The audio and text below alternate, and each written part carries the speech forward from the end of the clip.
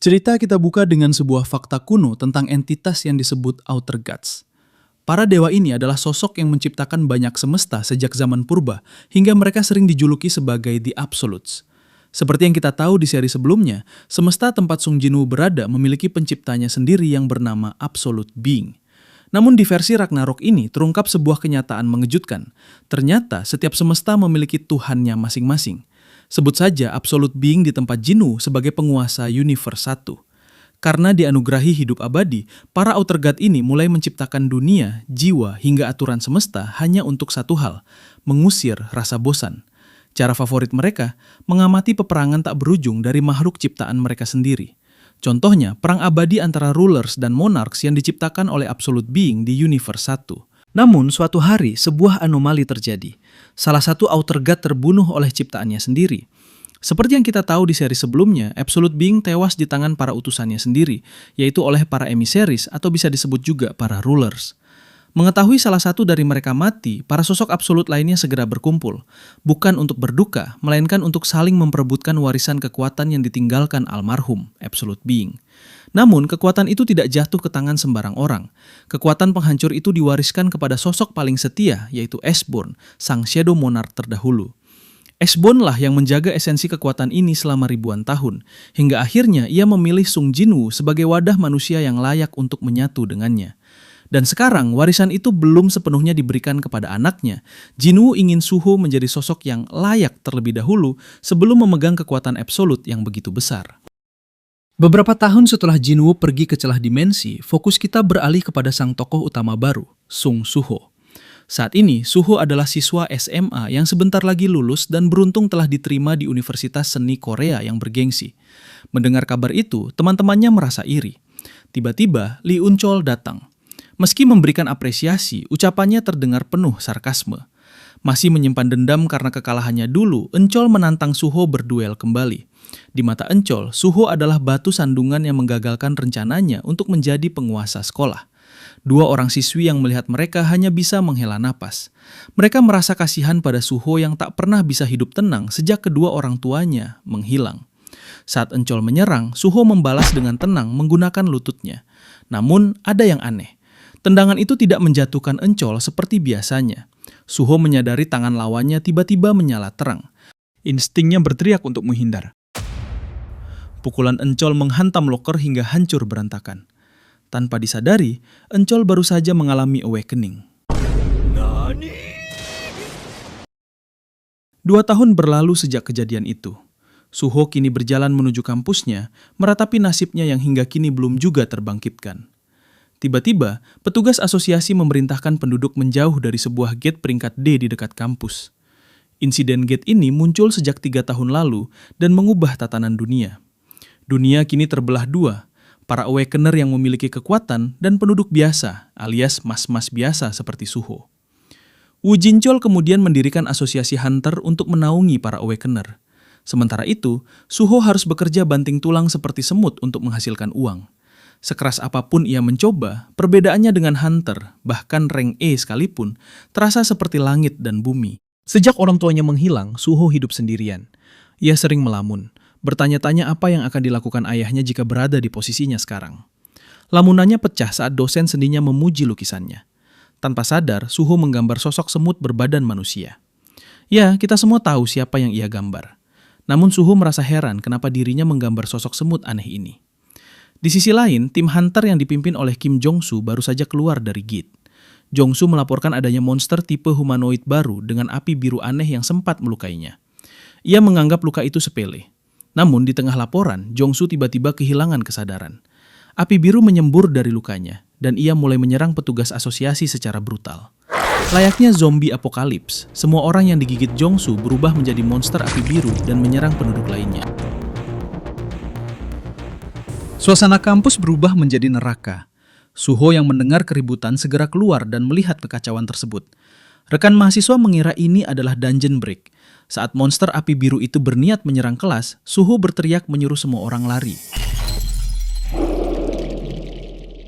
Saat akan melarikan diri, Suho melihat seorang mahasiswi terjepit karena kakinya terkena pecahan kaca. Sebagai MC yang bijak, Suho tentu saja lari terbirit-birit dan menyuruh mahasiswi itu menunggu bantuan hunter.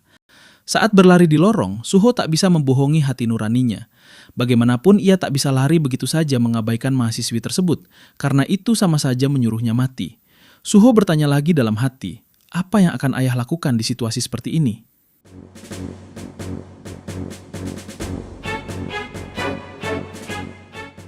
Tepat saat monster itu akan menerkam sang mahasiswi, Suho muncul kembali. Dengan berani, ia menghantamkan tabung pemadam api tepat ke kepala monster tersebut. Detik itu juga, sebuah jendela sistem muncul di hadapan matanya. Anda telah memenuhi syarat untuk menyelesaikan Secret Quest, Courage of the Weak, yang artinya keberanian si lemah. Seperti yang kita saksikan pada episode 0, Suho selama ini mengira bahwa rangkaian peristiwa luar biasa yang dialaminya hanyalah bunga tidur. Dalam mimpi itu, ia terjebak dalam sebuah sistem permainan, mendaki lantai demi lantai, dan bertarung melawan monster yang kekuatannya terus meningkat. Puncaknya, ia harus berhadapan dengan sosok yang paling ia kagumi sekaligus ia segani, ayahnya sendiri. Suho merasa mimpi itu hanyalah manifestasi dari rasa penasarannya terhadap asal-usul kekuatan sang ayah. Kembali ke situasi di ruangan kampus yang mencekam. Saat Suho menghantamkan tabung pemadam ke arah monster zombie demi menyelamatkan rekannya, ia bertindak murni berdasarkan insting.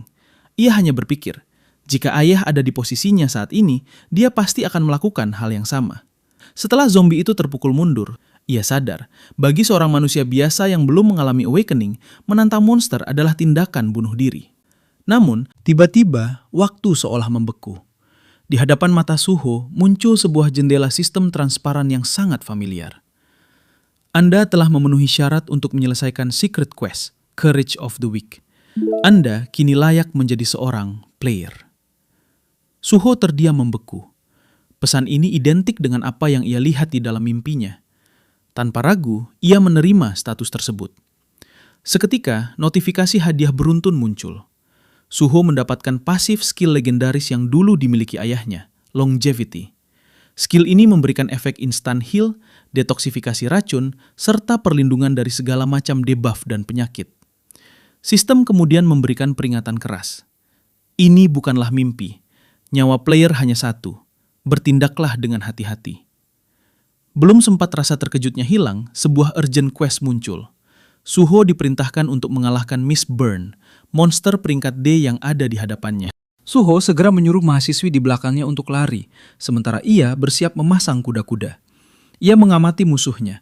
Di sana terdapat 2 monster biasa dan 1 sosok yang dulunya adalah seorang hunter. Dengan kekuatan awakening yang baru saja mengalir di tubuhnya, rasa takut Suho sirna.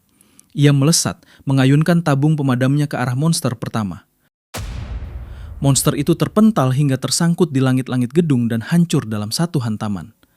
Anjir, One Punch Man, cok, seru Suho dalam hati, tak percaya dengan kekuatannya sendiri.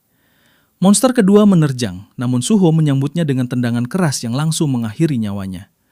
Kini tersisa 1 musuh, sang mantan hunter. Karena ia memiliki basis kekuatan hunter peringkat D, monster ini jauh lebih alot. Pukulan Suho tidak langsung menumbangkannya. Sebaliknya, monster itu berhasil mencakar dada Suho.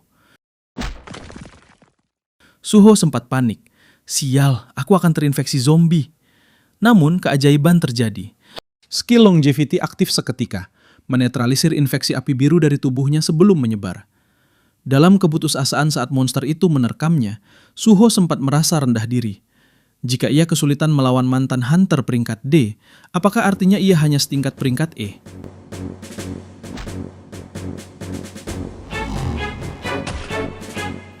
Kesal karena meragukan dirinya sendiri, Suho teringat hadiah poin stat yang belum ia alokasikan.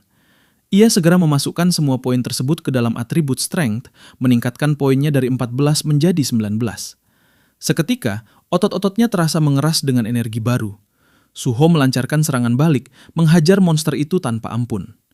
Sambil bertarung, sebuah realita besar menghantam pikirannya. Awakener yang bisa naik level? Aku tidak pernah mendengar hal seperti itu. Di dunia ini, peringkat seorang Awakener biasanya sudah tetap sejak hari pertama mereka bangkit. Namun Suho berbeda, ia adalah anomali. Terserahlah, selama aku bisa terus menjadi kuat, aku akan keluar dari tatanan busuk sistem peringkat ini. Setelah monster terakhir tumbang, Suho terengah-engah. Ia mendapatkan notifikasi kenaikan level hingga mencapai level 5. Semangatnya membara. Dengan kekuatan ini, ia yakin bisa menyelamatkan orang-orang dari wabah zombie ini. Namun Suho tidak menyadari bahwa ancaman yang lebih besar sedang bergerak menuju arahnya.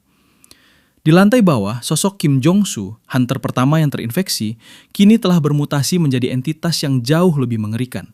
Zombie hunter peringkat C. Kim Jong-soo melesat ke atas, menembus lantai gedung dengan kekuatan destruktif. Ledakan hebat pun pecah, menandai dimulainya pertarungan hidup dan mati bagi sang monark muda. Sementara itu di tengah kota, suasana mendadak berubah menjadi horor.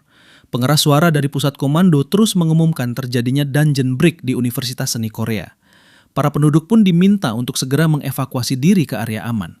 Pasukan militer tampak sudah bersiap di barisan terdepan untuk meminimalisir jatuhnya korban. Namun, raut kekecewaan terlihat di wajah mereka. Para hunter datang terlambat, dan korban jiwa sudah mulai berjatuhan dalam jumlah yang cukup banyak. Mengingat prosedur yang sangat berbelit, butuh waktu bagi asosiasi untuk mengirim hunter peringkat B ke atas. Sang kapten tim militer merasa ada yang aneh. Sejauh yang ia ketahui, gate yang muncul hanyalah peringkat D. Rekannya segera menjelaskan bahwa pihak asosiasi telah menaikkan peringkat gate tersebut secara mendadak. Keputusan itu diambil setelah mengetahui fakta mengerikan bahwa para hunter yang berada di dalam ternyata telah terinfeksi dan berubah menjadi monster. Sang kapten hanya bisa berasumsi bahwa saat ini kemungkinan besar ada seorang hunter peringkat C yang telah berubah menjadi ancaman mematikan di dalam sana. Di sisi lain, Suho terperanjat saat dirinya diterjang oleh sosok hunter peringkat C yang telah terinfeksi. Melihat musuhnya jauh lebih kuat dan menggenggam senjata tajam di tangannya, keraguan mulai muncul di hati Suho.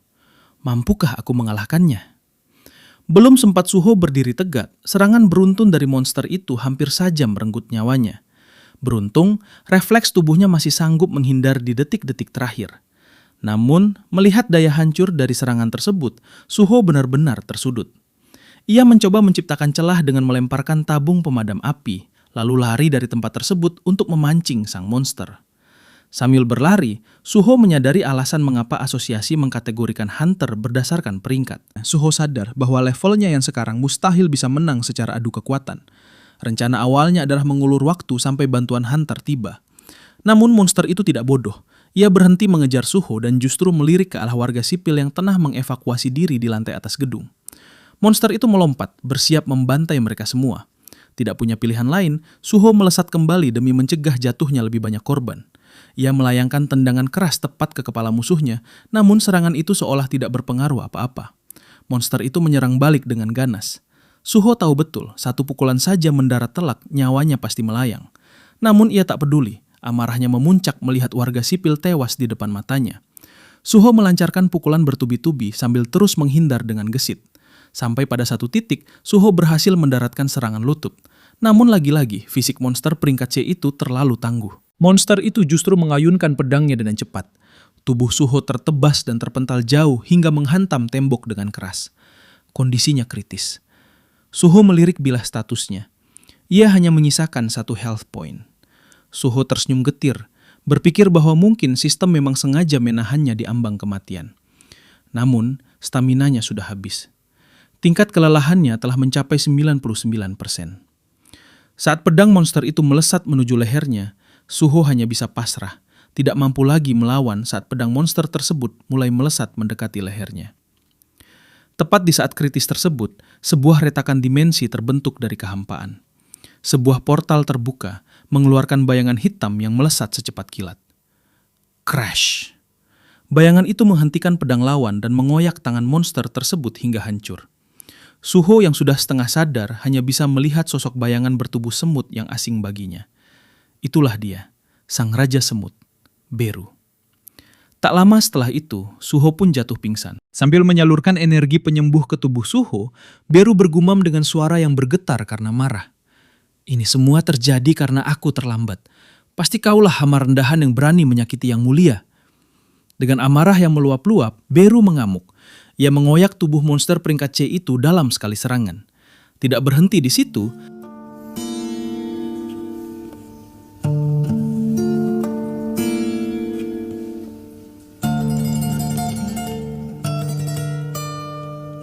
semua zombie yang tersisa di area tersebut dibantai tanpa sisa hingga menciptakan ledakan energi yang sangat hebat. Setelah area tersebut bersih, Beru perlahan berlutut di depan tubuh Suho yang tak sadarkan diri. Air matanya mungkin tak terlihat, namun suaranya penuh dengan rasa hormat yang mendalam. Sudah sekian lama. Akhirnya kita bertemu kembali, monark muda. Setelah kejadian tersebut, Suho tampak belum sadarkan diri hingga bermimpi tentang masa kecilnya. Dalam mimpi itu, ia sering menggambar para shadow milik ayahnya. Di saat itulah Beru muncul. Ia tampak sangat senang melihat sang monark muda menggambar dirinya. Dengan penuh haru, Beru sempat menyebutkan namanya kepada Suho. Namun ingatan tentang nama itu terasa samar tepat sebelum Suho terbangun dari tidurnya. Saat terbangun, ia mendapati dirinya sudah berada di rumah sakit. Ternyata, ia telah pingsan selama 2 hari setelah insiden tersebut. Tak lama, pamannya menghubungi dan sempat khawatir setelah mengetahui kondisi Suho. Ia berencana mengirimkan beberapa pengawal untuk menjaga Suho ke depannya, mengingat dunia saat ini sedang kacau. Namun, Suho menolaknya karena merasa dirinya baik-baik saja. Berita tentang insiden tersebut kini telah tersebar luas dan menjadi topik pembicaraan hangat di seluruh negeri. Penemuan makhluk yang disebut Mistborn, makhluk yang dapat menginfeksi warga bahkan para hunter sekalipun, telah mengubah korban mereka menjadi zombie yang terus menyebarkan infeksi kepada orang lain. Bahkan, asosiasi hunter pun menunda respons mereka terhadap insiden tersebut. Sebab, ketika tiba di lokasi, mereka hanya menemukan misteri besar, di mana seluruh Mistborn yang ada telah lenyap, dihabisi oleh entitas misterius yang tidak mereka ketahui identitasnya. Tentu saja, kita semua tahu bahwa itu adalah ulah Beru. Setelah menyaksikan semua siaran berita tersebut, Suho menjadi sangat yakin bahwa apa yang dialaminya kemarin bukanlah sebuah mimpi. Ia kini telah mengalami awakening dan memperoleh kekuatan unik yang memungkinkannya menjadi lebih kuat seiring dengan naiknya level yang ia miliki. Suho sempat mempertanyakan bagaimana dirinya bisa selamat dari insiden terakhir. Namun pertanyaannya tersebut tiba-tiba dijawab oleh sosok yang bersembunyi dalam bayangan. Itu karena saya, Beru, yang telah menyingkirkan para sampah itu. Terkejut mendengar sosok itu tiba-tiba menyahut, Suho hanya bisa terdiam. Sebelum ia sempat bereaksi, Beru mengucapkan salam dan seketika sudah berada tepat di depan wajahnya. Beru bahkan tak segan-segan mengekspresikan betapa bahagianya ia melihat Suho kini telah tumbuh dewasa. Beru menjelaskan jika ia sampai harus melintasi dimensi agar dapat bertemu dengan sang monark muda. Seakan menyusun kembali potongan teka-teki dalam kepalanya, Suho kini sangat mengenali sosok di depannya. Ia adalah semut yang selalu setia menjaganya dan mengajaknya bermain. Salah satu shadow yang selalu berada di sisinya sejak kecil. Sampai saat ini, Suho masih merasa heran mengapa ia sempat melupakan sosok yang pernah sedekat itu dengannya. Ditambah lagi, mengapa sejak kecil ia selalu dikelilingi oleh makhluk-makhluk bayangan. Sebenarnya, masih banyak pertanyaan lain yang ingin ia gali dan temukan jawabannya saat ini. Melihat penampilan Beru yang tampak asing, Suho sempat mempertanyakan mengapa wujudnya terasa sangat berbeda dari yang ia kenal dulu. Beru menjelaskan bahwa ini adalah efek samping dari konsumsi mana yang besar saat melintasi dimensi. Ia bersikeras bahwa tubuh aslinya sangat gagah dan menyeramkan, tidak seperti wujudnya yang sekarang. Namun, penjelasan Beru seolah terbantahkan saat Suho melihat sistem yang menunjukkan bahwa Beru saat ini barulah prajurit level 1. Beru yang mengetahui hal itu pun merasa sangat kesal dan marah. Ia mengutuk sistem tersebut, menyebutnya bajigur karena memperlakukan seorang marsal seperti dirinya dengan begitu rendah. Namun Suho tetap memuji Beru karena berkat dirinya ia berhasil selamat. Beru sangat tersanjung dipuji oleh monark muda dan bilang bahwa tujuannya datang adalah untuk membuka segel Suho. Namun ia sangat kagum dan tak menyangka ternyata Suho dapat membuka segel tersebut sendiri. Mendengar itu, Suho sempat berpikir jika segel tersebut kemungkinan besar berhubungan dengan setiap mimpinya. Beru menjelaskan bahwa semua itu bukanlah mimpi. Semua itu pernah Suho alami. Dan saat itu ia bahkan lebih kuat dibanding saat mereka bertarung sekarang. Beru menjelaskan bahwa sang monark agung, ayah Suho, sebenarnya lebih menginginkan anaknya hidup normal. Itulah alasan mengapa sang ayah memilih untuk menyegel kekuatan sekaligus ingatan milik Suho selama ini. Tentu saja Suho kaget mendengar itu. Ia langsung bertanya kemana perginya ayahnya dan apa hubungan Beru dengan ayahnya. Beru menjelaskan secara singkat bahwa sang monark saat ini tidak meninggalkan rumah, melainkan pergi ke outer space untuk berperang melawan para invader yang mencoba mengambil alih dunia. Saat ini ia sedang melawan Itarim, seorang dewa dari outer space. Itarim mengutus pasukan mereka untuk menyerang bumi. Ketika dalam perjalanan menemui Suho, Beru mengklaim telah menghancurkan banyak musuh. Selain itu, gate yang sebelumnya muncul pun ia asumsikan ada hubungannya dengan dampak dari perang tersebut. Suho terdiam sejenak, mencoba mencerna semua informasi tersebut. Lalu ia bertanya apakah Beru tahu kemana ibunya pergi. Karena yang ia tahu, ibunya pun menghilang sesaat setelah ayahnya pergi. Jadi ia pikir mereka pergi bersama. Tak disangka Beru malah panik setelah mengetahui sang nyonya menghilang juga. Ia menyangka pastinya Itarim telah mengirimkan utusan ke bumi untuk menjebak nyonya. Seketika raut Suho berubah, ia sangat marah dengan sosok Itarim yang sedari tadi disebut oleh Beru. Ia bersumpah akan segera membuat perhitungan dengan sosok itu. Sambil memberikan sebuah kunci, Beru mempunyai ide yang lebih baik. Ia menyarankan agar pertama-tama Suho menaikkan levelnya terlebih dahulu hingga menjadi cukup kuat untuk dapat menyelamatkan ibunya. Tepat saat itu, sebuah pemberitahuan sistem memberikan quest baru untuk Suho, Trial of Shadow. Quest ini mengharuskannya masuk ke dalam sebuah dungeon guna membuktikan bahwa ia pantas mendapat kekuatan besar yang saat ini masih tersegel. Selain itu, terdapat informasi mengenai kunci yang diberikan oleh Beru. Itu merupakan sebuah kunci untuk memasuki sebuah dungeon dengan cara memasukkannya pada bayangan Suho sendiri. Meski belum memahami segalanya, Suho berdiri di depan gerbang dungeon yang telah terbuka. Baginya, semua informasi mengenai Outer Gods, para dewa, dan monark terdengar sangat tidak masuk akal. Namun karena tidak punya pilihan lain dan sangat ingin bertemu kembali dengan orang tuanya, ia harus memberanikan diri masuk ke dalam dungeon tersebut demi menaikkan level. Sementara itu, Beru teringat kembali saat dirinya diperintahkan oleh sang monark agung untuk segera pergi ke bumi dan membuka segel Suho. Menyadari peperangan melawan Itarim akan meluas hingga ke bumi, Jinwoo ingin agar Beru membuka segel anaknya serta melindunginya. Selain itu, Beru juga diberi mandat untuk mengawasi sekaligus melatih Suho hingga ia menjadi kuat. Begitu melangkah melewati gerbang, mereka tiba di sebuah dimensi yang terasa asing. Beru pun mulai menjelaskan bahwa sejauh mata memandang, ini adalah domain terlarang bagi makhluk hidup manapun tanpa seizin sang penguasa. Inilah The Shadow Dungeon, ucap Beru, memperkenalkan dunia bayangan yang kini Suho datangi. Saat pertama kali melangkah masuk, Suho tertegun. Tempat ini lebih terlihat seperti kota yang hancur lebur. Namun jauh di dalam hatinya muncul sebuah perasaan familiar yang aneh. Seolah ia pernah berada di sini sebelumnya. Lamunan Suho buyar ketika jendela sistem muncul dengan peringatan keras. Penghuni tanah ini tidak akan menerima sosok lemah sebagai master mereka. Suho diberikan sebuah quest bertahan hidup. Ia harus mampu bertahan dari gempuran penghuni dungeon selama 4 jam ke depan untuk membuktikan kelayakannya. Belum sempat Beru memberikan peringatan lengkap, seekor goblin menyergap dari atas. Dengan refleks yang sudah terasa, Suho memberikan tendangan keras yang mendarat telak. Meski goblin itu kesakitan, ia belum mati. Suho tahu monster itu adalah seorang goblin scout atau pengintai yang bisa memanggil bala bantuan. Tanpa membuang waktu, Suho segera menghabisinya sebelum peluit peringatan ditiup. Awalnya, Beru sempat melarang Suho bertindak gegabah, namun ternyata Suho lebih memahami logika sistem saat ini. Suho menjelaskan bahwa ia bisa melihat level musuh dari warna nama di atas kepala mereka. Jika warnanya putih atau tidak berwarna, berarti level musuh lebih rendah darinya. Melihat hal itu, Beru justru tampak seperti murid yang baru belajar. Sang marshal legendaris itu ternyata tidak begitu paham tentang teknis sistem yang sedang dialami Suho saat ini. Namun, keberuntungan tidak bertahan lama. Muncul goblin scout lain yang berhasil meniup trompet peringatan. Seketika, gerombolan goblin yang lebih ganas, mulai dari centaur goblin hingga goblin kapten, mengepung mereka. Suho sempat meledek Beru, menagih janji bantuan yang pernah diucapkan. Namun Beru berdalih bahwa kondisinya belum pulih. Selain itu, Beru beralasan jika ia ikut bertarung, experience point mereka akan terbagi, sehingga level Suho tidak akan naik secara optimal. Suho memutuskan untuk menguji skill barunya, Monarch Authority.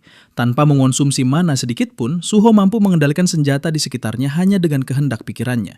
Ia menggerakkan kapak goblin yang ia rebut sebelumnya, membuatnya bermanuver di udara dan menghantam gerombolan musuh seperti memiliki tangan tak kasat mata. Pertarungan semakin intens, sebuah anak panah melesat ke arah Suho, namun ia menangkapnya dengan tangan kosong dan melemparnya balik tepat ke arah pemanahnya.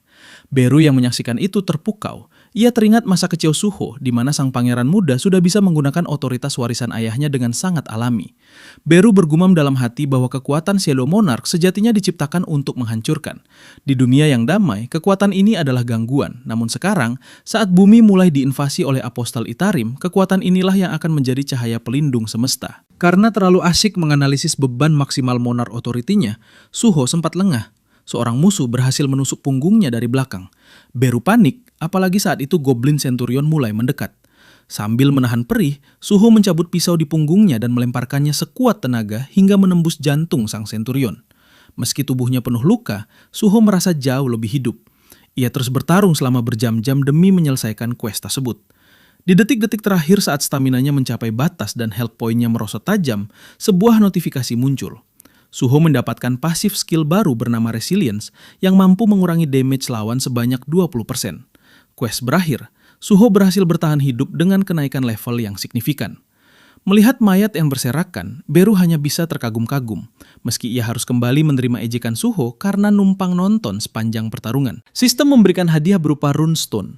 Saat dipecahkan, Suho mendapatkan skill paling ikonik dalam sejarah, Shadow Extraction. Beru menjelaskan bahwa sistem ini memang didesain secara curang oleh ayahnya, Sung Jinwoo, sebagai pendukung agar Suho bisa bertumbuh dengan aman tanpa terbebani kekuatan monark yang terlalu besar secara sekaligus.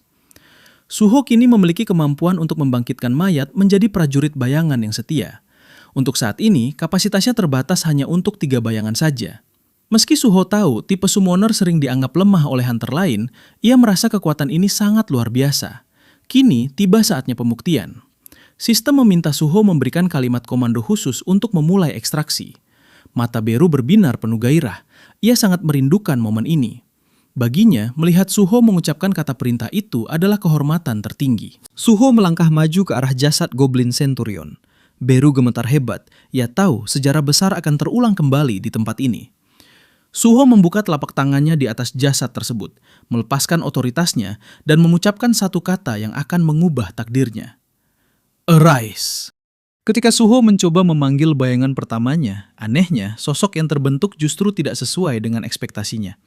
Bukannya ksatria gagah, yang muncul justru 3 sosok prajurit bayangan goblin bertubuh kecil dengan peringkat rendah. Suho hanya bisa menatap mereka dengan tatapan kecewa. Melihat kekecewaan tuannya, ketiga goblin itu tampak tertunduk sedih. Beru segera menjelaskan bahwa prajurit bayangan yang baru pertama kali dipanggil memang akan lebih lemah daripada sosok aslinya. Namun, kekuatan mereka akan terus meningkat seiring bertambahnya level Suho. Kejutan belum berakhir. Saat memeriksa sistem, Suho menyadari bahwa ia tidak bisa menyimpan ketiga prajurit tersebut. Di sana tertulis bahwa mereka akan menghilang dalam waktu 1 hari. Beru merasa heran. Seharusnya ada shadow storage untuk menyimpan prajurit bayangan. Ia berasumsi Suho belum mendapatkan skill tersebut karena status intelijensi yang masih terlalu rendah. Meski begitu, Beru meyakinkan Suho bahwa kemampuan itu pasti akan didapatkan seiring berjalannya waktu. Suho mulai mengerti dan menenangkan Beru agar tidak merasa bersalah. Tiba-tiba, perut Suho berbunyi nyaring. Ia baru teringat bahwa ia belum makan selama 2 hari. Mereka pun memutuskan keluar sejenak dari Shadow Dungeon untuk mencari makanan. Singkat cerita, Suho tiba di rumah sakit dan segera menyantap makanan. Mungkin karena kelelahan yang luar biasa, makanan rumah sakit yang biasanya hambar terasa seperti hidangan bintang 5 di mulut Suho. Di sana, Beru menjelaskan program pelatihan yang harus diselesaikan Suho. Ada 3 misi utama. Pertama, melindungi bumi dengan berburu di dungeon untuk meningkatkan level, karena semakin kuat Suho, bumi akan semakin aman dari ancaman outer space. Kedua, mencari sang ibu untuk menemukan petunjuk tentang keberadaan Cha-Hein yang kemungkinan besar tersembunyi di dalam dungeon. Terakhir, memulihkan kekuatan Beru. Sang jenderal merasa harga dirinya jatuh karena wujudnya saat ini jauh dari kata Sigma, sehingga ia ingin kembali ke sosok aslinya yang agung. Suho bertanya, bagaimana cara memulihkan lagi kekuatan agungmu itu? Beru mengungkapkan rahasianya. Ia bisa menyerap esensi magic lawan dengan memakan mereka. Metode yang dulu ia gunakan saat bersama Sung Jinwoo.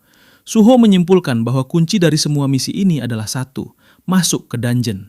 Beru memberitahu Suho bahwa untuk memasuki gate, pertama-tama Suho harus mendaftar dulu sebagai hunter. Atas saran Beru, Suho pergi ke asosiasi hunter untuk mendaftar secara resmi. Suho sempat merasa percaya diri. Ia berpikir dengan kekuatan solo leveling miliknya, ia akan langsung mendapatkan peringkat S. Namun kenyataan berkata lain. Skor Magic Suho hanya 42, yang membuatnya ditetapkan sebagai hunter peringkat E. Beru mencoba menghibur Suho. Menurutnya, hasil itu wajar karena Suho hanya fokus menaikkan atribut strength. Tanpa poin intelligence yang memadai, energi sihir dalam tubuh Suho tidak akan terbaca besar oleh mesin asosiasi, meski kekuatan fisiknya sudah melampaui rata-rata manusia. Suho kesal bukan main. Sudah susah payah menguasai skill legendaris Arise, malah dapat rank E. Masalah lain pun muncul. Hunter peringkat rendah sangat sulit diterima masuk ke dalam party raid. Maka dari itu, Suho mengambil rencana cadangan, bergabung dengan tim penambang kristal mana atau pengangkut barang. Suho akhirnya bergabung dengan tim penambang melalui kenalannya, Lim Do-gyun, asisten dosen seni di universitasnya yang ternyata juga hunter peringkat E. Lim sempat meminta maaf karena merasa malu telah lari saat insiden kampus tempo hari. Namun Suho justru membela Lim karena bertindak sesuai aturan keselamatan bagi peringkat rendah. Lim terkejut saat mengetahui Suho hanya peringkat E dengan mana yang lebih rendah darinya. Mengingat aksi heroik Suho di kampus, Lim sampai meragukan matanya sendiri. Tiba-tiba, Beru muncul di sebelah Lim dan mengejutkannya hingga terjatuh karena dikira monster. "Dah, lu kenapa keluar, Ber?" tanya Suho heran. Beru menjawab bahwa ia sangat khawatir karena saat ini Suho masih selemah cacing larva. Lim pun menyimpulkan bahwa Suho adalah tipe summoner dan memujinya karena sudah punya skill di peringkat E. Lim bahkan membanggakan skill miliknya sendiri, berlari cepat. "Oh alah, pantas waktu itu kau lari cepat sekali," goda Suho, yang langsung membuat Lim murung. Beru merasa bangga karena Suho berhasil menghancurkan mental Lim hanya dengan satu serangan kata-kata. Sementara Suho sibuk di barisan belakang, tim penyerang di bagian depan merasa kecewa karena dungeon ini terasa sepi. Namun mereka menemukan sebuah celah aneh di antara bebatuan yang menuju ke sebuah reruntuhan kuno. Tergiur oleh kemungkinan harta karun, mereka melakukan eksplorasi. Di tengah reruntuhan, mereka menemukan sebuah pedang legendaris yang memancarkan aura luar biasa. Sang ketua tim sudah memperingatkan adanya jebakan, namun seorang hunter berbadan besar bernama Yongjun tidak peduli. Sebagai peringkat C, ia merasa cukup kuat untuk mengatasi perangkap apapun. Tepat saat Yongjun mencabut pedang itu, suasana berubah mencekam.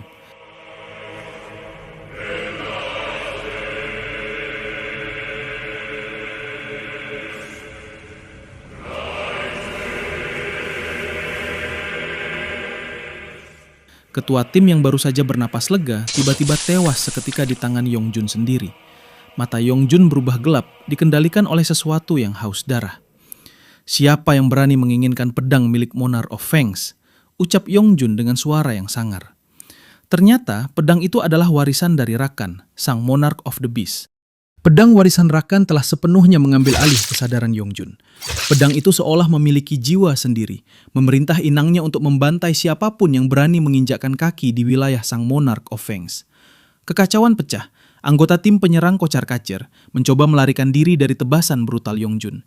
Sementara itu di barisan belakang, tim penambang dibuat melongo melihat para prajurit bayangan Suho yang sibuk bekerja. Bagi mereka, ini adalah anomali. Seorang summoner peringkat rendah biasanya hanya mampu memanggil 1 atau 2 makhluk, tapi Suho bisa 3 bahkan 4 mengendalikan pasukannya bayangannya.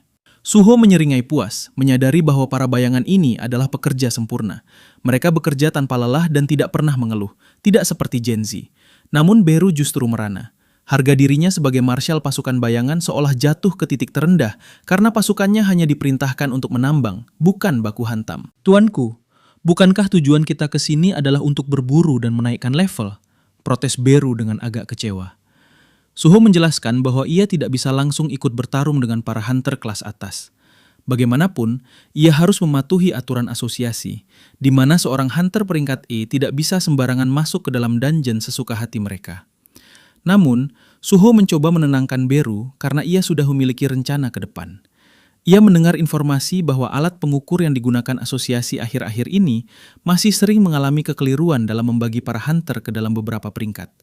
Karena itulah, Suho berencana untuk mengambil tes penilaian ulang setelah mananya meningkat drastis seiring kenaikan levelnya nanti. Untuk menghibur Beru, Suho mengatakan bahwa meski saat ini mereka sedang menambang, mereka masih bisa menjalankan misi ketiga mereka, yaitu memulihkan kekuatan Beru. Meskipun sekarang tidak ada monster, Suho memberitahu alternatif lain. Menurut Suho, kristal-kristal mana yang tertanam di dinding dungeon ini pun mengandung konsentrasi esensi magis yang murni. Dengan kata lain, menambang kristal tersebut sama saja dengan mengumpulkan makanan berkualitas tinggi untuk membantu proses pemulihan kekuatan Beru. Tak punya pilihan lain, Beru pun langsung memakan kristal mana yang berjatuhan dari hasil tambang. Beru hanya bisa mendengus pasrah. Ia tak mampu membantah karena ucapan Suho memang ada benarnya. Namun, saat ia baru saja memakan beberapa kristal, tiba-tiba insting sang marshal langsung mendeteksi bahaya. Aura kegelapan di sekelilingnya bergejolak hebat. Beru menangkap sebuah tanda keberadaan seorang monark. Aura yang begitu dominan dan purba. Kehadiran ini tidak salah lagi. Ini adalah seorang monark, ucap Beru sambil memberitahu tuannya. Suho sempat mengira monark yang dimaksud Beru adalah ayahnya, namun Beru segera mengoreksi hal itu. Ia menjelaskan bahwa ada beberapa monark lain di dunia ini. Namun kalau ini beneran monark dan Beru berhasil mengonsumsinya, maka kekuatannya bisa langsung pulih. Untuk informasi tambahan, Mimin pun tidak tahu apakah yang merasuki Yongjun ini adalah sisa energi Rakan yang tertinggal di bumi. Karena sepengetahuan kita, semua monark di universe ini sudah dibantai oleh Jinwoo tanpa tersisa. Jadi untuk sekarang, kita asumsikan dulu kalau entitas yang merasuki Yongjun adalah jiwa atau energi dari pedang warisan Rakan. Tak lama kemudian, keheningan menyelimuti seluruh tim penambang. Mereka menatap ke sebuah lorong kosong yang tiba-tiba terasa sangat mencekam. Beberapa pasang mata merah muncul dari kegelapan di dalam lorong tersebut. Mata-mata merah itu terus mendekat, dan ternyata mereka adalah sekumpulan monster Lycan. Kekacauan pecah seketika. "Lari! Semuanya lari ke pintu keluar!" teriak ketua penambang. Dalam hiruk-pikuk itu, seorang penambang terpojok dan mencoba melawan dengan beliungnya. Namun, kekuatan monster itu tak tertandingi. Beliung itu hancur dalam satu gigitan. Saat taring Lycan hendak merobek lehernya, Suho bergerak secepat kilat, menarik penambang itu ke belakang dan menyelamatkannya. Suho memerintahkan semua orang untuk segera keluar, sementara ia akan menahan para monster sendirian. Di matanya, teks di atas kepala para Lycan berwarna oranye, setara dengan peringkat D. Ia yakin bisa mengatasinya sendirian. Namun, karena Lim Do-byun masih bersamanya, Suho harus berhati-hati agar kekuatannya tidak terbongkar sepenuhnya. Suho memerintahkan para goblinnya melalui telepati untuk menjaga Lim, sementara ia mengeluarkan dagger hasil looting dari Shadow Dungeon. Lim hanya bisa terpaku bingung. Baginya, kemampuan Suho yang bisa memanggil makhluk sekaligus menyimpan senjata dalam inventory adalah hal yang mustahil bagi hunter peringkat rendah. Pertarungan pecah.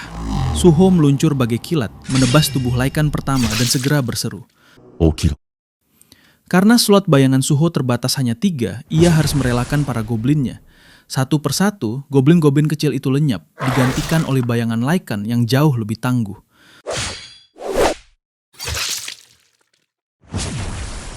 Goblin terakhir tampak sangat sedih, seolah tahu gilirannya untuk digantikan akan segera tiba. Benar saja, tak lama kemudian, Suho membangkitkan Lycan ketiga. Kini, seluruh slot pasukannya telah terisi oleh kawanan serigala yang haus darah. Lim Do-gyun tak henti-henti dibuat heran. "Bagaimana mungkin kau peringkat E?" Baginya, memanggil monster yang sudah mati adalah kemampuan yang melampaui logika.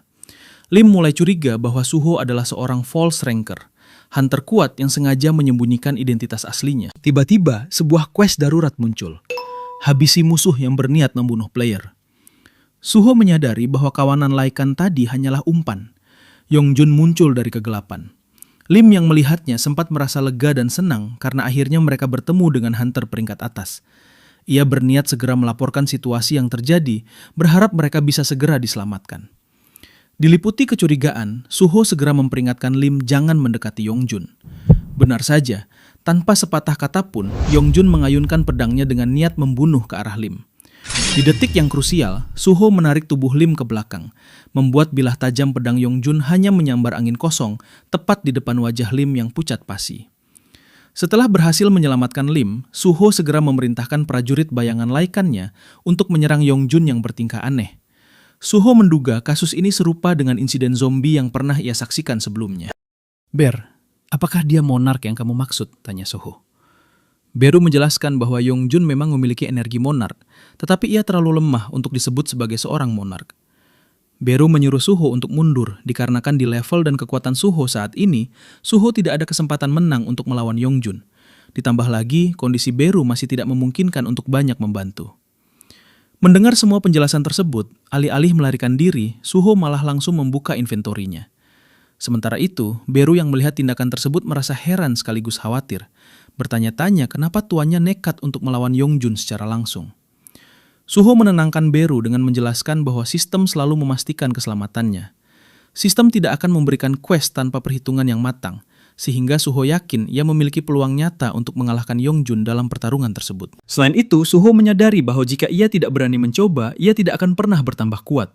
Baginya, menjadi lebih kuat adalah satu-satunya jalan agar ia bisa bertemu kembali dengan orang tuanya.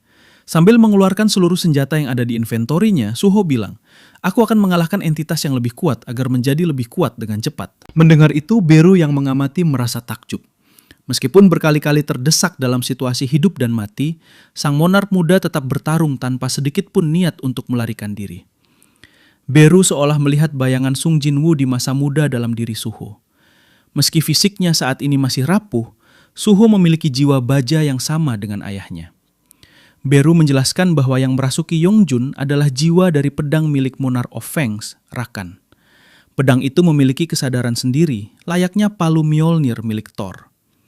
Strategi terbaik yang disarankan Beru adalah memotong lengan Yongjun. Tanpa inang yang memegang pedang tersebut, pengaruh jahatnya akan hilang. Mendengar saran itu, Suho segera bertindak. Tiba-tiba, para Laikan yang baru saja tertebas bangkit kembali dan menerjang Yongjun. Yongjun terkejut dan dipaksa menangkis taring-taring prajurit bayangan tersebut. Suho merasa takjub melihat bagaimana kekuatan Shadow Authority miliknya mampu beregenerasi secara otomatis hanya dengan konsumsi mana yang sangat sedikit. Beru dengan bangga menjelaskan bahwa itulah dasar dari pasukan bayangan. Selama Suho memiliki mana, mereka akan terus bangkit. Namun, kesombongan Beru tak bertahan lama. Detik berikutnya, para Laikan itu kembali dibantai dengan mudah oleh Yongjun. Hancur berkeping-keping layaknya kapas. Oke Ber, mantap, kuat banget, ejek Suho dengan tampang kecewa melihat pasukannya tumbang lagi. Tiba-tiba, Sword of Fangs mulai berbicara melalui mulut Yongjun. Ia mempertanyakan bagaimana mungkin sosok selemah Suho bisa memiliki kekuatan agung Shadow Monarch. Mendengar itu, Beru langsung naik pitam. Ia tidak sudi sosok hina seperti Kacung Rakan berani merendahkan keturunan langsung dari Shadow Monarch. Mengetahui hal itu, Sword of Fangs tak menyangka akan bertemu dengan keturunan agung Sung Jinwoo. Ia merasa ini adalah sebuah takdir, dipertemukan kembali dengan musuh bebuyutan tuannya di tempat seperti ini. Sword of Fangs berniat membalaskan dendam kematian Monarch of the Beast. Ia melesat cepat untuk menyerang Suho. Suho langsung menggunakan Monarch Authority dengan melemparkan beberapa dagger. Namun serangan itu tentu saja berhasil ditepis oleh Yongjun. Akan tetapi, Suho tetap tenang dan menyuruh Yongjun untuk melihat area sekitar. Ia langsung melancarkan serangan membabi buta dengan menghujani Yongjun menggunakan benda-benda di sekitarnya melalui skill Monarch Authority. Namun Yongjun berhasil menepis semuanya dengan mudah. Hal itu membuat Suho terkesan dan memuji kemampuan Sword of Fangs. Akan tetapi, Suho tidak menyerah begitu saja. Ia menggunakan Domination Touch lagi, namun sekarang ia mengarahkan semua senjata yang berada di sekitarnya, berniat menghujani Yongjun dengan seluruh senjata tersebut. Sayangnya, Yongjun langsung memutar badan 360 derajat dan menepis semua serangan tersebut. Di sisi lain, Beru sangat terkesan melihat cara Suho bertarung. Ia menyadari bahwa sang monark muda sedang menunjukkan talenta serta keahlian luar biasa, terutama adaptasinya yang sangat cepat dalam menggunakan Shadow Authority. Beru teringat kembali bagaimana Suho, bahkan sejak masih bayi, memang sudah memiliki bakat tersebut. Namun di balik rasa takjubnya, terselip kekhawatiran mendalam. Musuh yang mereka hadapi saat ini begitu kuat, sehingga satu tebasan saja bisa membuat tubuh sang monark muda yang masih rapuh itu terbelah menjadi dua. Setelah berhasil memotong semua dagger milik Suho, Sword of Fangs langsung tak menyia-nyiakan kesempatan itu, yang menerjang untuk menghabisi nyawa Suho. Akan tetapi, Suho masih sempat menghindari serangan itu. Suho bingung karena semua senjatanya hancur. Tak ada senjata yang ia miliki yang cukup kuat untuk menyaingi durability Sword of Fangs. Suho sangat menyadari bahaya yang mengintainya. Ia mencoba sebaik mungkin untuk menghindari setiap serangan yang dilancarkan oleh Yongjun. Melihat Suho yang bisanya cuma menghindar, Yongjun murka dan mengolok-olok Suho. Sebagai putra Shadow Monarch, Suho disebut pengecut karena tidak berani menghadapinya secara langsung dan malah berlari ke sana kemari layaknya babi. Yongjun juga menegaskan kalau Suho hanya beruntung karena punya Shadow Army dan cuma bisa berlindung di balik kekuatan ayahnya sendiri. Mendengar itu, tentu saja Suho kesal. "Woi goblok, jangan bawa-bawa orang tua," ucap Suho geram. Namun, ia tetap berusaha tenang karena sadar itu hanyalah pancingan agar ia bertindak ceroboh. Akan tetapi, di sisi lain Suho juga menyadari ia tak bisa membungkam omongannya karena lawan di hadapannya memang terlalu kuat. Suho pun memutar otak untuk keluar dari situasi terjepit. Tiba-tiba, ia teringat perkataan Beru saat ia bertanya mengapa kekuatan yang ia dapatkan saat memanjat Tower Iblis dulu tidak kembali lagi setelah segelnya dilepas. Beru mengatakan bahwa hal itu benar. Beru memang sudah membuka segel Suho, dan jika kemampuan Suho di Kastil Iblis bisa diaplikasikan ke tubuh Suho yang sekarang, melawan Yongjun hanya seperti melawan lalat kecil. Tak hanya itu, Suho bahkan bisa menyaingi Itarim saat ini juga. Akan tetapi, Beru menjelaskan bahwa segel tersebut dibuka bertujuan untuk membuka gerbang saja, agar Suho bisa naik level sampai ke titik di mana kekuatannya sama dengan waktu di Kastil Iblis. Sebenarnya, Jinwoo bisa saja memberikannya langsung, namun kekuatan fisik dan level Suho belum setara dengan Suho yang pernah kita lihat di Kastil Iblis. Jadi, jika sistem langsung memberikan semua energi tersebut, tubuh Suho pasti akan hancur. Namun, kabar baiknya adalah pengalaman, teknik bertarung, semangat, serta pengetahuan yang Suho peroleh di Kastil Iblis tak akan pernah hilang. Mendengar itu, Suho langsung mengingat kembali semua sensasi ketika ia bertarung mati-matian di Kastil Iblis sambil menerjang ke arah Yongjun. Suho juga teringat bahwa ia sering bertarung secara membabi buta menggunakan gauntlet favoritnya. Di tengah pertempuran, Suho teringat Beru dulu adalah sosok tinggi gagah perkasa. Namun sekarang, Beru sangatlah jauh berbeda. Berkat hal itu, Suho terpikirkan inovasi baru. Kali ini, ia memutuskan untuk mencoba sebuah eksperimen. Suho memulainya dengan memanggil 2 prajurit Lycan. Melihat itu, Yongjun mengira Suho akan mengulangi trik yang sama dan langsung menerjang ke arah kedua serigala tersebut, berniat menghabisinya. Bukannya bersiap menghadang atau menghindar, Suho secara tiba-tiba mengepakkan kedua tangannya layaknya sayap, membiarkan Shadow Lycan menyelimuti kedua tangannya. Serangan keras dari Yongjun mendarat tepat ke arah Suho. Namun secara mengejutkan, kedua Lycan itu tiba-tiba berubah wujud menjadi sepasang gauntlet dan berhasil menahan serangan Yongjun tepat di saat-saat terakhir sebelum Suho tertebas. Sesaat kemudian, sebuah notifikasi muncul. Suho mendapatkan skill baru bernama Shadow Extraction Form Change. Kemampuan luar biasa ini memungkinkannya mengubah bentuk prajurit bayangan sesuka hati tanpa mengonsumsi mana sedikit pun. Akhirnya kekuatan tempur mereka seimbang. Suho yang merasa lebih percaya diri dengan gauntletnya mulai melancarkan serangan balasan. Ia melancarkan tinju bertubi-tubi layaknya Jotaro Kujo. Tak mau kalah, Sword of Fangs menunjukkan taringnya juga. Beru yang melihat pertarungan sengit itu hanya bisa melongo. Ya ampun, dia menggunakan Shadow Army sebagai senjata, gumam Beru. Ia tak pernah membayangkan bahwa Shadow Authority bisa dimanifestasikan menjadi senjata fisik melalui prajurit bayangan. Walaupun sang monark agung alias Sung Jinwoo bisa memakai bayangan sebebas yang dia inginkan, namun teknik Suho ini adalah sesuatu yang bahkan sang mantan tuannya pun tidak pernah lakukan. Menyaksikan adaptasi Suho yang begitu mengerikan di tengah tekanan, Beru menyadari satu hal yang pasti. Sang monark muda telah melampaui ekspektasi. Bakatnya dalam mengolah kekuatan Shadow Authority di usia sedini ini terasa lebih murni. Beru sangat berharap Suho bisa melampaui Sung Jinwoo. Walaupun itu sangatlah susah dan butuh perjuangan besar, namun persentasenya tidak 0%. Kembali ke pertempuran, Suho berhasil menahan serangan telak dari Yongjun. Secara diam-diam, Suho melancarkan perlawanan balik menggunakan dagger yang ia kendalikan dari udara untuk menyerang ke arah Yongjun dari belakang. Strategi itu membuat Yongjun terkejut. Mengira ada musuh baru di belakang, Yongjun menengok ke belakang.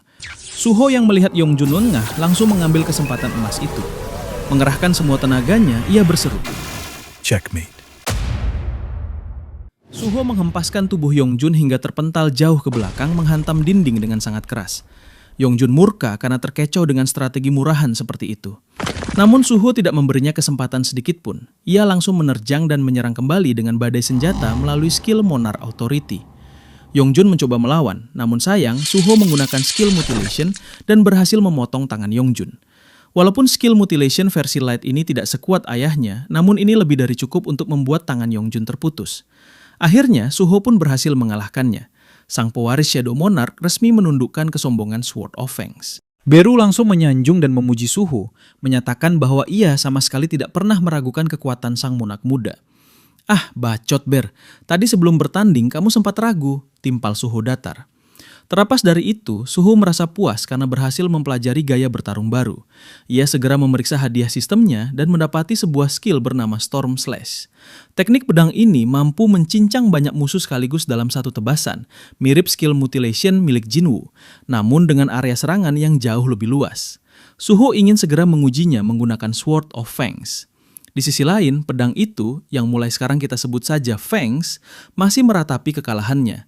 Fangs berniat menghancurkan mental Suho dengan kutukan ketamakan yang tertanam di dalam bilahnya. Namun rencana itu gagal total. Skill pasif Longevity milik Suho menetralkan semua kutukan tersebut seolah tidak pernah ada. Fangs terkejut bukan main, sementara Suho dengan santai mencoba skill barunya. Dalam satu tebasan, benda di area sekitar hancur berkeping-keping menjadi serpihan kecil. Meski konsumsi mananya sangat boros, Suho sangat puas dengan skill barunya itu. Berbeda dengan ketika Suho mendapatkan Shadow Extraction. Beru yang melihat itu mendengus kesal. Baginya, Shadow Extraction tetap ribuan kali lebih keren daripada sekedar teknik pedang. Tiba-tiba, Lim Do-gyun terbangun dari pingsannya. Suho yang panik segera menyembunyikan Fangs karena takut dituduh membunuh Hunter tanpa alasan. Lim yang histeris menuntut penjelasan melihat mayat tergeletak di sampingnya, namun Suho berjanji akan menjelaskan semuanya setelah evakuasi selesai. Singkat cerita, semua orang berhasil dievakuasi keluar. Setelah memastikan semuanya aman, Suho memberitahu Lim bahwa ia akan kembali masuk ke dalam dungeon untuk memeriksa apakah masih ada orang yang selamat. Saat Suho pergi, Lim merasa janggal. Bagaimana mungkin seorang hunter peringkat E yang hanya memiliki satu skill summoning bisa menjadi begitu kuat, bahkan mengalahkan monster yang jauh di atas levelnya? Namun, Lim menggelengkan kepala. Itu tidak penting sekarang. Faktanya adalah Suho telah menyelamatkan semua orang. Di dalam gate dungeon, Suho terlihat sedang membantai sisa Lycan yang ada sambil mencari hunter lain. Beru tampak senang dan menyuruh Suho menghabisi semuanya tanpa sisa untuk menaikkan EXP. Namun, setelah tidak ada monster yang tersisa, Suho merasakan keanehan pada Fangs. Ia merasa pedang itu sengaja tidak mengeluarkan kekuatan terbaiknya. Tentu saja, Fangs dengan tegas menolak bekerja sama. Ia masih dendam karena Suho adalah keturunan Shadow Monarch. Tiba-tiba, notifikasi sistem muncul menampilkan detail stat Sword of Fangs. Pedang itu memiliki skill Contempt for the Weak, skill yang dapat membuat musuh yang lebih lemah ketakutan selama 1 menit, serta menurunkan stat mereka sebesar 50%. Tak hanya itu, ada pula skill Fatal Wound yang memberikan efek serangan kritikal sebesar 15%. Beru mengejek Fangs abis-abisan. Ini benar-benar skill yang kotor, beraninya hanya membantai yang lemah, tegas Beru. Mendengar hinaan itu, Fangs murka. Kotor?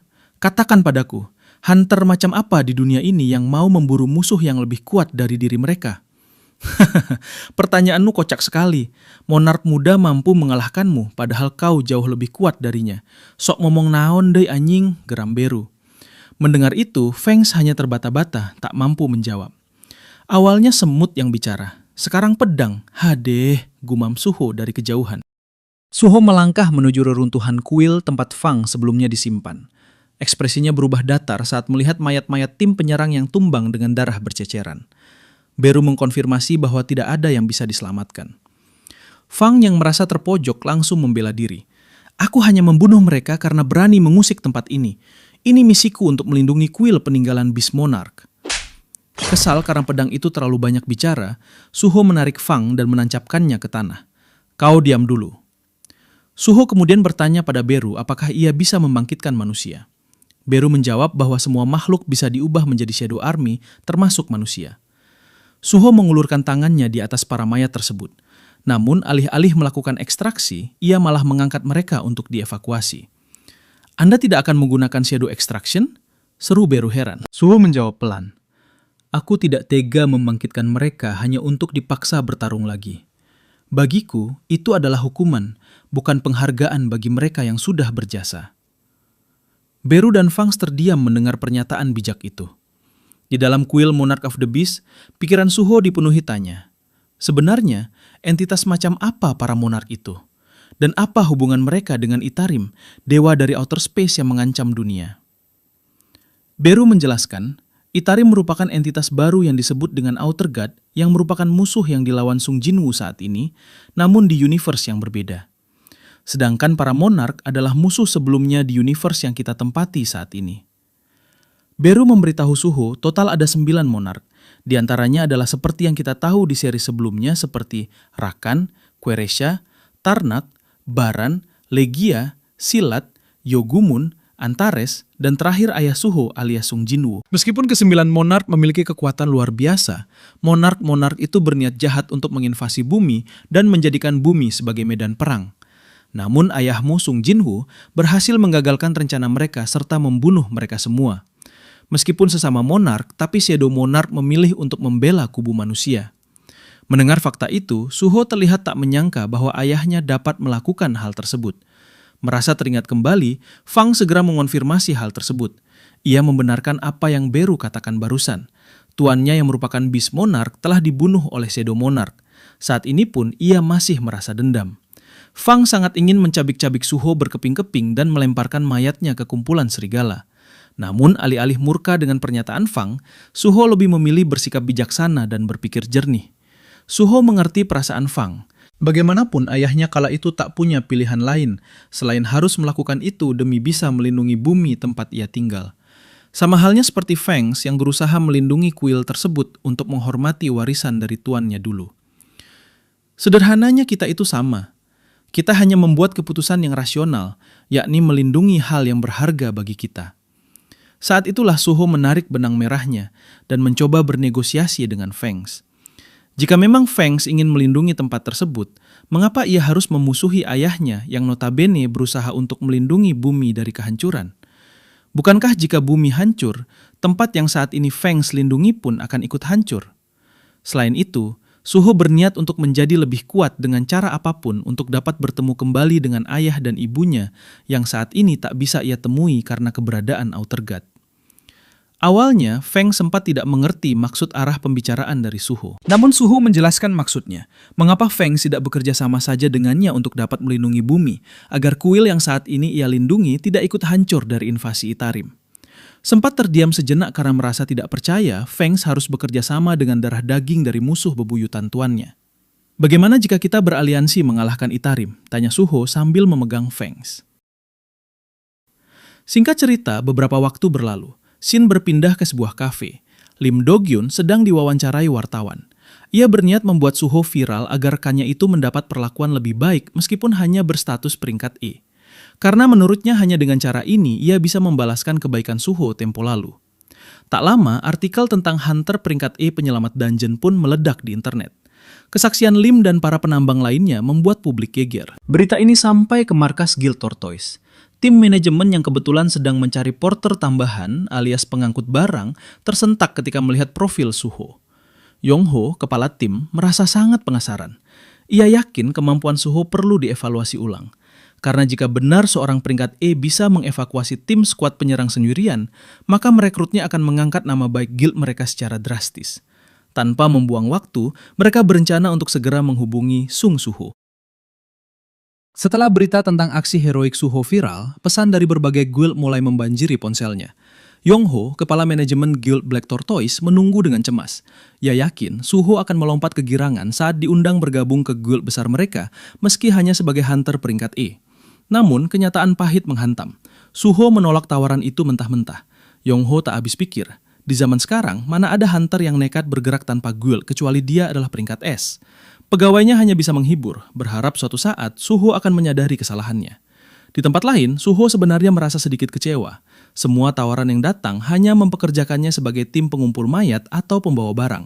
Namun di sisi lain, Suho juga tahu, bergabung dengan guild hanya akan menghambat kebebasannya untuk menaikkan level melalui sistem. Ditambah lagi, ia tidak tahu bahwa semua keributan ini adalah ulah Lim Do-gyun yang membongkar semuanya pada wartawan. Fokus Suho beralih pada Fangs yang tergeletak di kursi. Suho menagih janji aliansi mereka. Fangs merasa bocah ini sungguh konyol, namun ia tak punya pilihan. Menurutnya, alih-alih bermusuhan dengan calon Shadow Monarch, lebih baik bekerja sama dengan saling menguntungkan. Akhirnya, ia setuju dengan satu syarat. Suho harus membawanya ke Sanctuary of Rakan, tempat suci Rakan. Fangs menjelaskan bahwa tempat tersebut kini terhubung ke bumi melalui dungeon break yang gagal ditaklukkan, sehingga wilayahnya kini menjadi field type dungeon, zona berbahaya yang sudah ditinggalkan penduduk. Setelah berpamitan pada Jinho alias pamannya, Suho pun berangkat menuju koordinat yang ditunjukkan Fangs. Singkat cerita, mereka tiba di sebuah area pegunungan terisolasi. Pintu masuknya dikunci rapat dengan peringatan keras, dilarang masuk. Wilayah ini dikuasai oleh Guild Hyena, sebuah kelompok yang dikenal berisi berandalan dan gangster kejam. Meski Beru menyarankan Suho untuk berlatih di Shadow Dungeon saja, Suho tetap nekat masuk karena sudah memiliki kesepakatan dengan Fangs. Ia pun menghancurkan kamera CCTV guna menghindari deteksi penyusupan, sebab jika ketahuan, hal itu bisa memicu masalah besar dengan Guild Hyena. Di tengah perjalanan, Suho bertanya tentang kabut biru aneh yang menyelimuti area tersebut. Beru menjelaskan bahwa kabut itu adalah mana dari luar angkasa, kemungkinan besar ulah Itarim. Tujuannya adalah merusak dinding dimensi agar pasukan Itarim bisa menyusup ke bumi. Beru juga memberikan kabar baik, semakin besar kekuatan musuh, semakin sulit mereka melewati batas dimensi. Itulah alasan mengapa Beru menyusut menjadi kecil dan lemah saat melesat ke bumi tempo hari. Mendengar itu, Suho menyeringai. Nice info, Bear. Berarti kita punya waktu untuk menaikkan level secepat mungkin sebelum makhluk yang lebih kuat sampai ke sini. Tiba-tiba, sekumpulan monster menghadang. Fangs langsung memasang kuda-kuda, siap menunjukkan kekuatannya. Namun, Suho memberikan kejutan. Ia tidak akan menggunakan Fangs sebagai senjata utama. Ia menghajar monster itu dengan uppercut murni, lalu menggunakan Monarch Authority untuk mengendalikan Fangs agar menyerang dari arah yang tak terduga. Tak berhenti di situ, Suho menarik kembali Fangs ke tangannya dan mengakhiri pertempuran dengan Storm Slash ke arah dua Razor Cloud yang tersisa, lalu segera mengekstrak mereka menjadi gauntlet bayangan. Aku akan menggunakan banyak senjata agar gaya bertarungku tidak dapat diprediksi lawan, dan membuat banyak senjata dengan skill Shadow Extraction, ungkap Suho dengan bangga. Fangs pun terpaku. Kini ia sadar kenapa tuannya, Rakan, bisa kalah di masa lalu. Kekuatan Shadow Monarch memang tumbuh semakin mengerikan seiring banyaknya musuh yang tumbang. Kabar baik lainnya, Suho merasa bangga karena stat intelligence Suho meningkat, membuatnya kini mampu memanggil hingga 5 Shadow Army. Mendengar itu, seperti biasa, Beru menyela dan bilang jika itu belum ada apa-apanya dibandingkan King Jinwoo.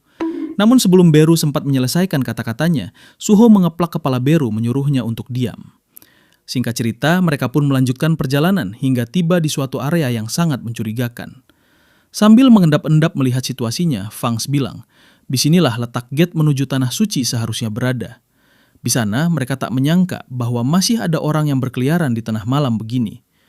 Beru berasumsi kemungkinan mereka hanyalah orang yang begadang mencari sesuap nasi. Melihat bagaimana masih ada yang berkeliaran di tempat dan jam yang tak seharusnya, Suho merasa curiga. Tidak lazim untuk berburu monster tengah malam begini, karena akan lebih baik jika dilakukan siang hari. Namun, pemandangan di sana sangat mencurigakan. Suho melihat sebuah mobil datang membawa gerombolan orang yang tangan dan kakinya terikat. "Beru, apakah aku sedang menyaksikan perdagangan manusia?" tanya Suho geram. Beru tak membantah dan mengatakan bahwa itu bisa saja benar. Namun, Beru menyarankan Suho untuk segera menahan amarah karena bagaimanapun mereka saat ini adalah penyusup yang masuk tanpa izin. Jika sampai mereka tertangkap, akan jadi masalah. Namun, bukan The Son of Shadow Monarch namanya jika harus membiarkan kejaliman terjadi. Sebelum Beru selesai memberikan petuahnya, Suho sudah tidak ada di tempatnya. Ia langsung melesat pergi untuk menyelamatkan mereka. Beru yang terkejut hanya bisa pasrah. Bagaimanapun, melihat latar belakang Suho, di mana ayahnya adalah seorang detektif terhebat, kakeknya seorang pemadam kebakaran legendaris, ditambah lagi ibunya adalah wanita terkuat di Korea, membuat Suho yang kini berumur 21 tahun tumbuh dengan satu kesamaan. Tak tahan melihat ketidakadilan di depan mata dan bertindak spontan untuk menyelamatkan mereka. Tanpa pikir panjang, Suho pun melesat ke arah salah satu penculik tersebut, sekaligus menerjangnya dengan tendangan ksatria baja hitam.